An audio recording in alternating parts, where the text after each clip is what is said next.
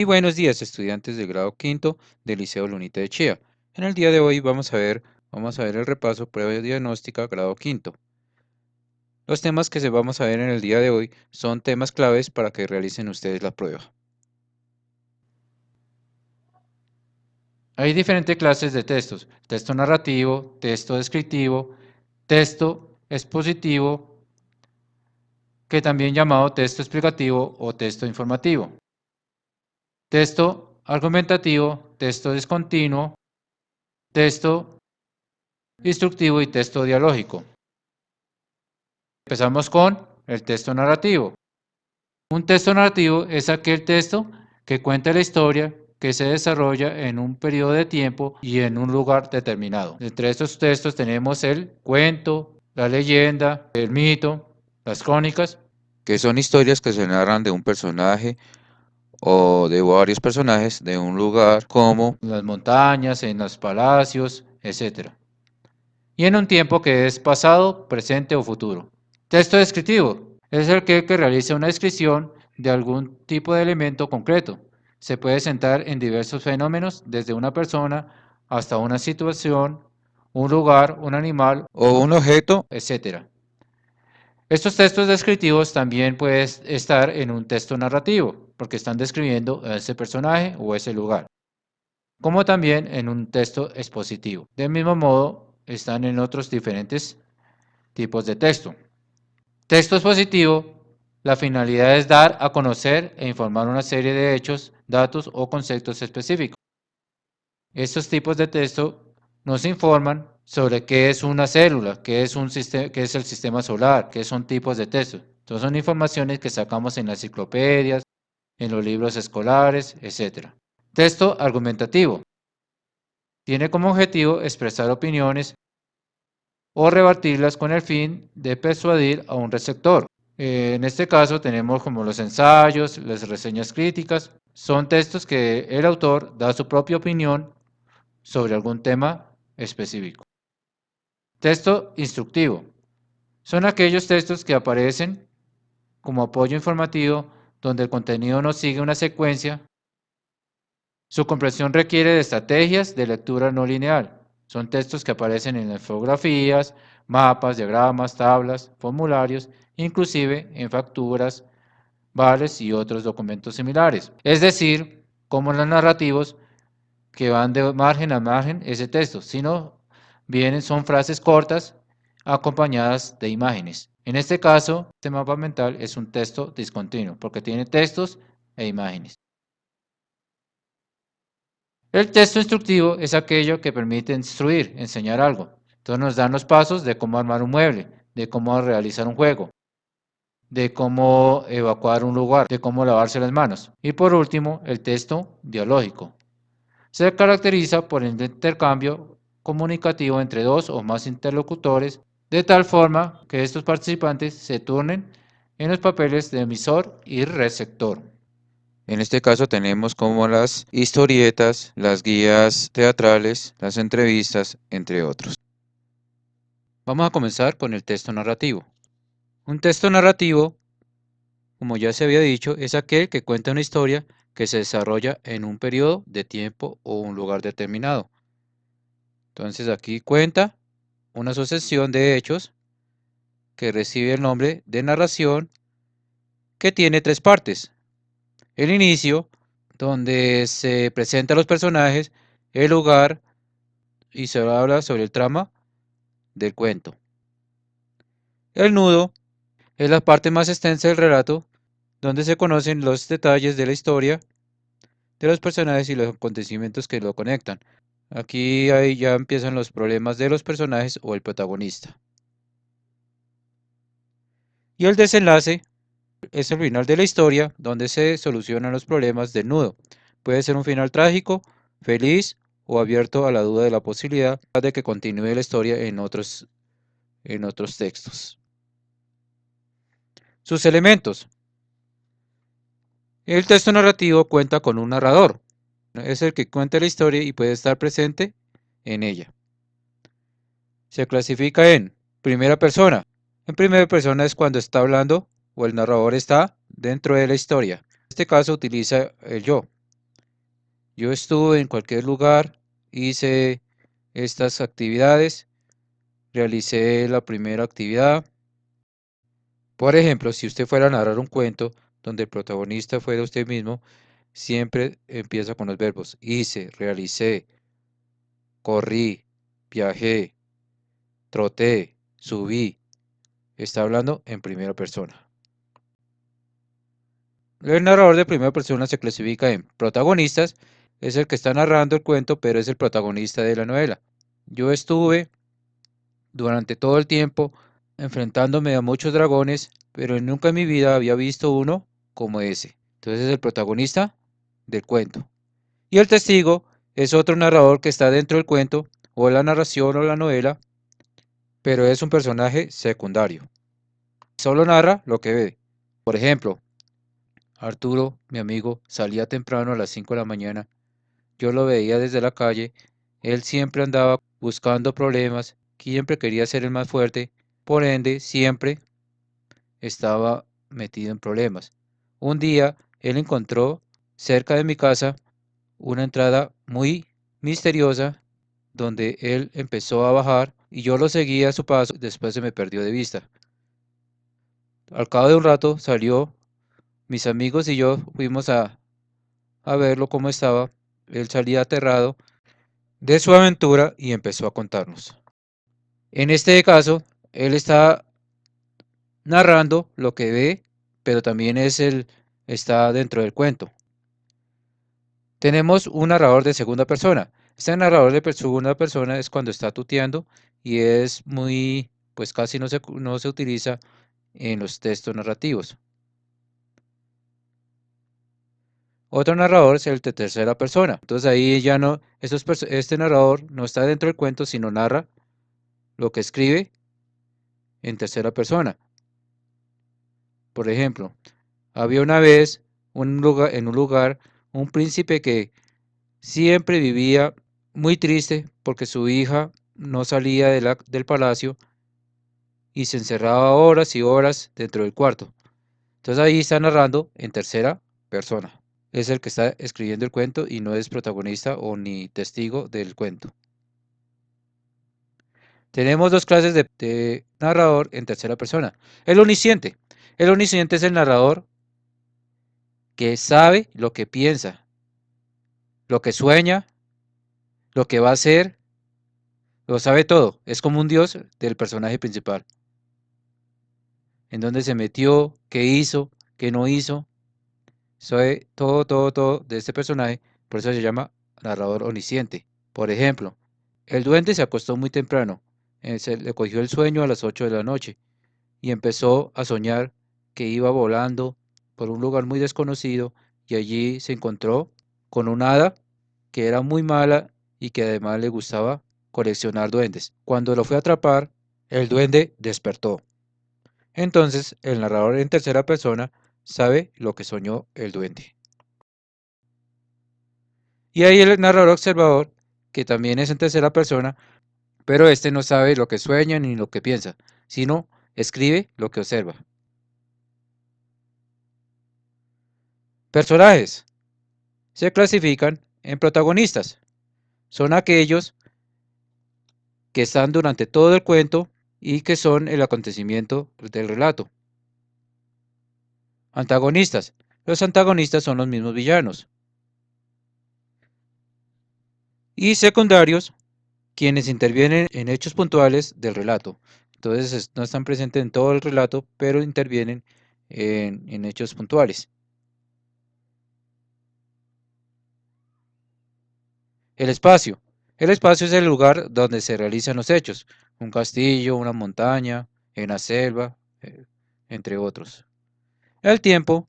El tiempo es cuando se narra en pasado, en presente o futuro. Hay muchos textos narrativos que narran en el futuro. Tipos de textos narrativos.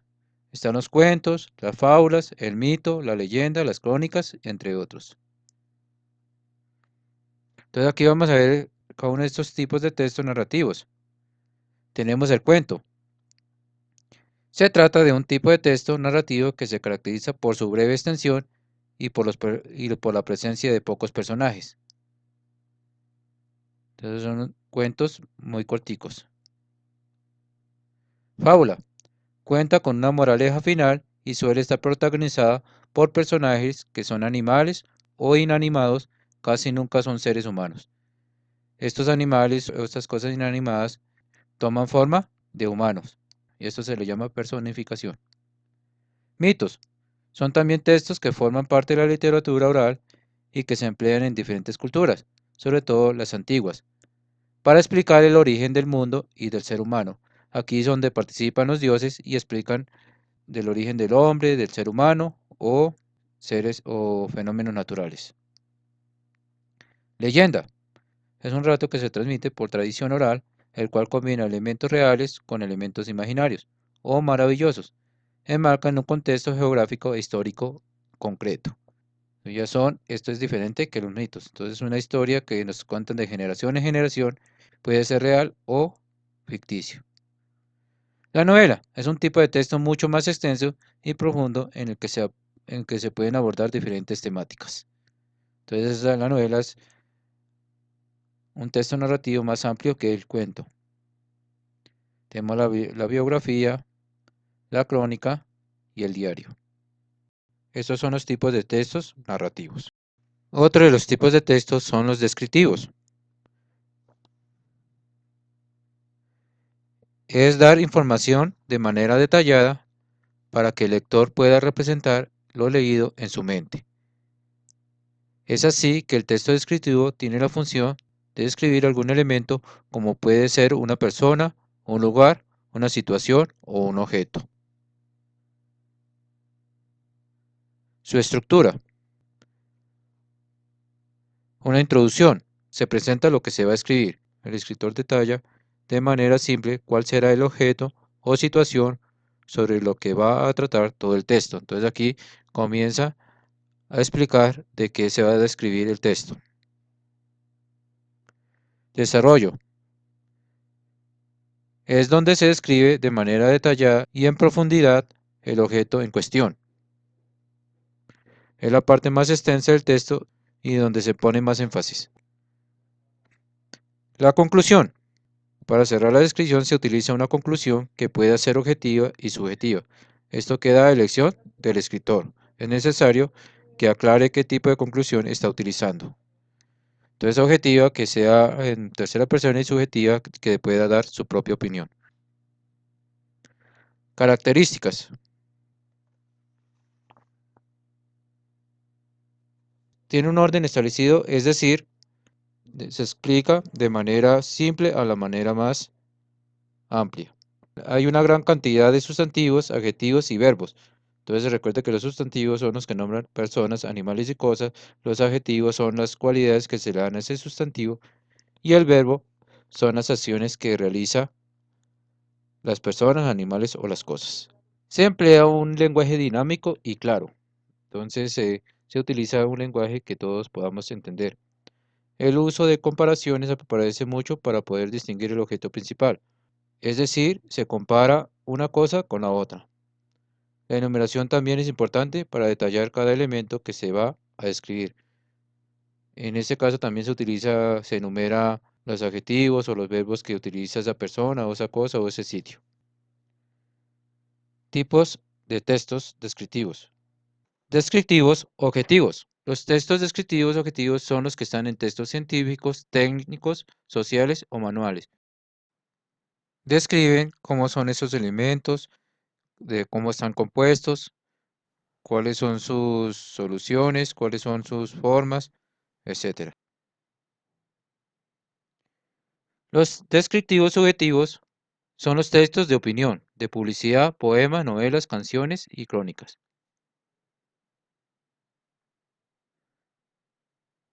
Textos descriptivos técnicos. Tienden a ser objetivo usando un lenguaje denotativo con tecnicismos y adjetivos específicos. Entonces aquí ya se utilizan los tecnicismos que son palabras que son usadas en las diferentes ciencias, pero que muchos de nosotros no conocemos, pero son importantes para cada ciencia, como la medicina, la tecnología, entre otros. los tecnicismos y adjetivos específicos. Y literarios, el texto de descripción literaria se caracteriza por su función estética. El retrato nos habla sobre los rasgos físicos y psíquicos, o sea, cómo es la persona, si es alta, gorda, bajita, etc. Etopeya, el carácter, pensamiento y aspectos psíquicos. Entonces, si es mal geniada, triste, eh, alegre, inteligente, etc. Prosopografía define la fisonomía, constitución corporal e indumentaria. Entonces, cómo está vestido, si está sucio, si está limpio, si se viste de una forma, si se viste de otra forma. La caricatura presenta el objeto de una forma exagerada y cómica. Entonces aquí da la descripción, pero de forma humorística. La topografía caracteriza el paisaje y el terreno del entorno. La biografía. Uno de los tipos de texto descriptivo es la biografía. Una biografía es una narración de la vida de una persona. Por lo general se escriben biografías de personas que han sido muy importantes para la historia y la sociedad. En las biografías se relatan los hechos más importantes de la existencia de las personas de quien se habla.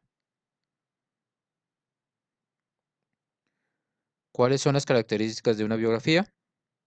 Está escrita en tercera persona. Entonces aquí ya como dijimos en el texto narrativo, que en tercera persona nos estamos refiriendo a otra persona. Señala hechos importantes con referencia de fechas y lugares. Se narra en orden cronológico, o sea, de lo más importante o desde el principio hasta el final. Son textos generalmente objetivos, no son inventados. Describe rasgos de la personalidad del personaje. ¿Cómo se escribe una biografía? Como indicamos anteriormente, una biografía se escribe sobre la vida de un personaje y en orden cronológico, por lo que se puede usar verbo en pasado, pretérito. Entonces, nació en 1472, fue escritor colombiano, hizo, realizó y murió. Entonces, estamos hablando en pasado. La conjugación verbal de un hecho que ya ocurrió. Verbo en copretérito. Sirve para indicar una circunstancia o situación de fondo, también para indicar cómo eran los personajes. La característica de esta conjugación es que tiene terminación en ia y aba. Ejemplo, marchaban frente a la batalla. Llovía mucho. Edgar Allan Poe vestía de negro. Son verbos en copretérito. Pues se utilizan más en verbos pretérito, pero hay muchas biografías que utilizan este verbo. También pueden usar el uso del presente histórico. Es la conjugación en tiempo presente, pero para referirse a un hecho que ya haya ocurrido. Por ejemplo, el ejército alemán toma París en 1940. Fue un hecho que ya pasó, pero lo estamos hablando en presente histórico. Vamos a dar un ejemplo de una biografía. Biografía resumida de Thomas Edison. Thomas Edison nació el 11 de febrero de 1847 en Milán, una pequeña población de Ohio, Estados Unidos. Aquí vemos la introducción. Entonces nos muestra de quién vamos a hablar y del personaje, cuándo nació y el lugar. A los 7 años, debido a la falta de trabajo, su familia emigró a Port Huron, Michigan, en busca de un futuro mejor. Allí el pequeño Edison asistió por primera vez a la escuela, si bien la experiencia duraría poco más de 3 meses. Su madre, consciente de la falta de interés y concentración de su hijo en la escuela, decidió hacerse cargo personalmente de su educación. Sería ella la que, además de guiar su aprendizaje con gran maestría, sembraría en él el germen de su desbordante curiosidad. A la temprana edad de 12 años comenzó su actividad empresarial vendiendo periódicos y tentepiés en el tren matutino que iba de Port Huron a Detroit. Con el dinero que generaba, más que suficiente para sus necesidades, compraba libros de ciencias y material de laboratorio para sus inventos. A los 14, tras salvar al hijo del jefe de estación de un faticidio desastre, el padre del menor se ofreció a enseñarle código Morse y telegrafía. Este hecho, en plena era de la telegrafía, le aseguró trabajo como telegrafista hasta que a los 19 años decidiera trabajar por su cuenta como inventor autónomo. A los 21 años patentó su primer invento, un contador eléctrico de votos para el Congreso. Esta invención, sin embargo, fue un completo fiasco, pero le enseñó una gran lección: no volver a inventar algo que la gente no estuviera dispuesta a comprar. 2 años más tarde, en 1869, por encargo de la Western Union, la compañía telegráfica más importante de aquel entonces, construyó su primer gran invento, el Edison Universal Stock Printer, una impresora para la cotización de valores en bolsa. Los $40,000 que recibió por esta invención le permitieron centrarse en su capacidad inventiva y abrir su propio taller en Newark, Nueva York. Desde entonces pasó el resto de sus años dedicado completamente a sus inventos, entre los que destacan: el micrófono de carbón, 1876, permitió mejorar las transmisiones telefónicas; el fonógrafo, 1877, el primer aparato que permitió registrar y reproducir sonidos; la primera bombilla eléctrica de larga duración, 1879, primera bombilla incandescente con una duración de aproximadamente 48 horas; el kinetoscopio, en 1891, precursor del proyecto del cine. Entonces aquí ya está el desarrollo. Finalmente, el 18 de octubre de 1931, debido a una complicación diabética, falleció a los 84 años de edad, pasando a la historia como uno de los inventores más prolíficos de la historia, con la abrumadora cifra de 1093 patentes registradas en vida. Aquí ya dimos el ejemplo de una biografía que comienza un orden cronológico con el nacimiento, donde nació y sus primeros estudios, hasta su muerte. El siguiente tema: texto discontinuos. Mensajes publicitarios. Antes de llegar a los mensajes publicitarios, vamos a ver qué es un texto discontinuo. Un texto discontinuo, texto cuya función principal es apoyar informativamente sin seguir una secuencia, por ejemplo, los textos de mapas, de diagramas o formularios o mensajes publicitarios que vamos a ver a continuación. Estos siempre van apoyados con gráficos y los textos son frases muy corticas que apoyan o complementan las imágenes. Mensajes publicitarios. Un mensaje publicitario o anuncio publicitario es un tipo de mensaje transmitido mediante soportes gráficos, audiovisuales o auditivos, generalmente de poca duración.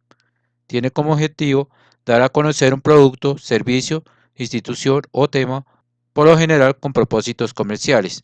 Esos mensajes publicitarios, la función es ofrecer mediante gráficas o audios o televisión un producto para vender y que la gente lo compre. Tipos de mensajes publicitarios. Tenemos textuales. Consiste en la composición con el texto escrito, empleando estilos topográficos y otros recursos verbales como jingles, frases ingeniosas, narraciones, etc. Mixtos. Típico de vallas publicitarias y diarios impresos. Muestran imágenes fijas, fotografías, ilustraciones, etc.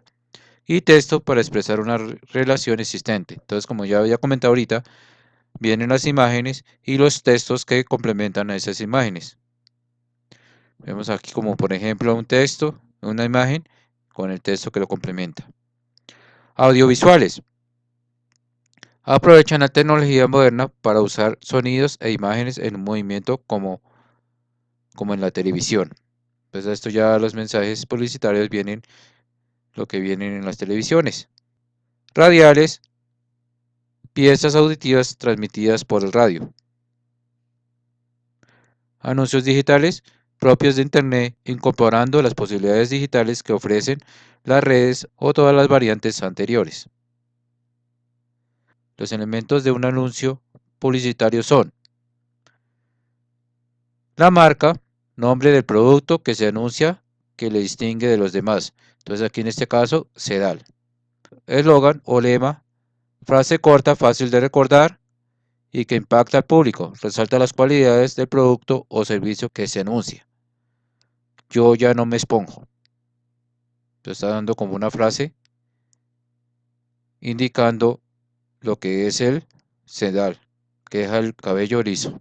Imágenes, fotografías o ilustraciones atractivas que llaman la atención del público y que complementan el mensaje del texto. Entonces, estas ya las imágenes. El logotipo, diseño de la imagen que representa la marca. Aquí tenemos el logotipo Sedal. Cuerpo del texto, información que complementa o amplía el mensaje principal. Entonces aquí ya es un texto cortico, dijimos que es un texto discontinuo. Adquiere tu Sedal y vive la experiencia. Entonces este es un anuncio publicitario ya que está ofreciendo el champú Sedal y trata de convencer al público para que lo compre.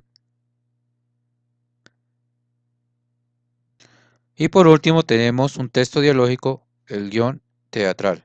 Dijimos que un texto dialógico es un texto donde aparecen los diálogos entre uno o varios personajes. Un guión teatral es el texto donde se presentan todo el contenido de índole literaria y técnica necesario para el montaje y realización de una obra de teatro. Entonces es ese texto donde viene lo que tiene que hablar cada uno de los personajes. Elementos del guión. Diálogo. Es el elemento principal. El desarrollo de los guiones de teatros consiste en la conversación entre dos o más personas por medio de los diálogos. Aquí vemos unos dibujos y los diálogos de los personajes. Acto. El acto es cada una de las partes separadas de la obra teatral. Acto 1, acto 2, etc. Cuadro. Parte del acto en que aparece la misma decoración. Entonces esta parte de atrás es la decoración, es el cuadro. Escena. Parte del acto en que intervienen los mismos personajes. Entonces es cuando aparece un personaje y luego aparece otro, son las escenas. Las acotaciones, indicaciones que señalan las entradas y salidas de los personajes, sus actitudes, ademanes y expresiones en general, además de los cambios de decorado.